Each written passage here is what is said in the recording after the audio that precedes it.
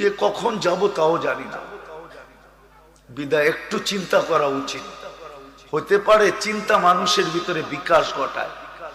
যদি কোনো যুবক চিন্তা করলো যে আল্লাহ আমাকে কি দিল, ও যুবক একটু ভাবো না, তোমার এক যৌবন যদি এক পাল্লায় একদিকে রাখা হয়, সমগ্র জগতের সম্পদ যদি আরেক দিকে রাখা হয়, সোনা রূপা সব রাখা হয়, তাইলে তোমার যৌবনের দাম বেশি, সমগ্র জগতের সম্পদের দাম বেশি না, তোমার যৌবনের দাম বেশি। স্বীকার করো।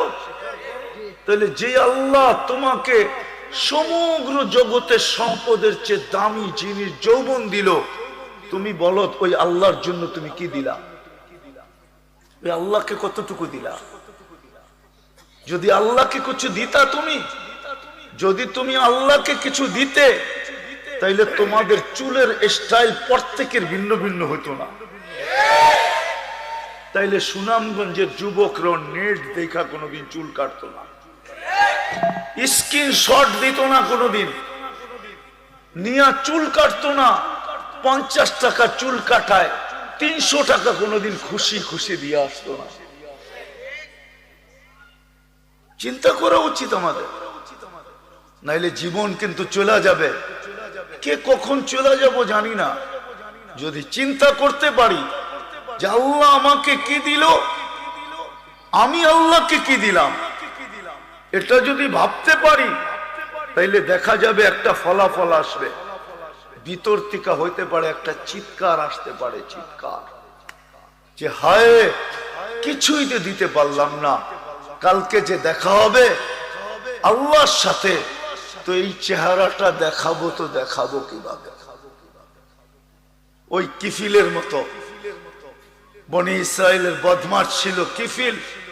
সে প্রতি রাত্রে জিনার পিছনে, ব্যভিচারের পিছনে বর্তমান টাকায় 50 থেকে 60 লক্ষ টাকা খরচ করত।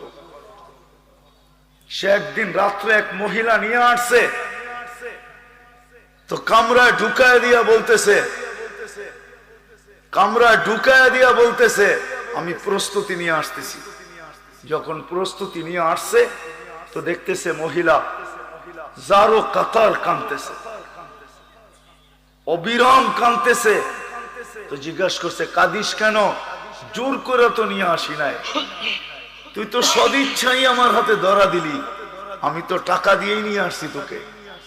তো বলছে শোন কিফিল, আমি বাজারি মেয়ে না, এটা আমার পেশা না, বিপদ তোর হাতে ধরা দিতে আমাকে বাধ্য করছে, আমি বিপদে পড়ে তোর হাতে ধরা দিছি। বলছে তাইলে কাঁদিস কেন? বলতে কাঁদতেছি এই জন্য যে কালকে এই চেহারাটা আল্লাহকে কি করে দেখাবো। কিফিলের দিল ফেড়া গেছে যে একদিনে তোর এই কান্না, আমার তো এটা স্বভাব, আমার তো এটা অভ্যাসে রূপান্তরিত হয়ে গেছে, একদিনেই তোর চোখে এত পানি, আমার কি হবে? কাল আমি কি করে এই চেহারাটা দেখাবো? তুই একদিনেই যদি এই অবস্থা হয়, তাহলে কালকে আমি এই চেহারাটা আল্লাহকে কি করে দেখাবো? এটা তো আমার অভ্যাস। তো বলছে বোন, তোর গায়ে হাত দিব না, টাকার থলি তোকে দিয়া দিলাম, কিন্তু একটু অনুরোধ করব, তুই চোখের পানি দিয়ে আল্লাহকে একটু বলে দে না, আমি তওবা করলাম। ওই রাত্রেই কিফিল মারা গেছে। সকালে দরজায় সোনালী অক্ষরে লেখা উঠছে কদ গফারাল্লাহু লিকিফলিন, আল্লাহ কিফিলকে মাফ করে দিয়েছে। আমাদের বাবা উচিত আল্লাহ আমাদেরকে কি দিলেন, কতটুকু দিলেন, আমি তার বিপরীতে কি দিলাম। সবার চিন্তা করা উচিত যে আল্লাহ আমাকে দিলেন কতটুকু, আমি আল্লাহকে দিতেছি কতটুকু। এটাই আমার বুঝানোর উদ্দেশ্য। আল্লাহ আমাকে কতটুকু দিলেন, তার তুলনায় আমি আল্লাহকে কতটুকু দিতেছি, বা আল্লাহ আমাকে কতটুকু দিতেছেন, তার বিপরীতে আমি আল্লাহর জন্য কতটুকু করতেছি। আমার কথা কি বুঝে আসলো?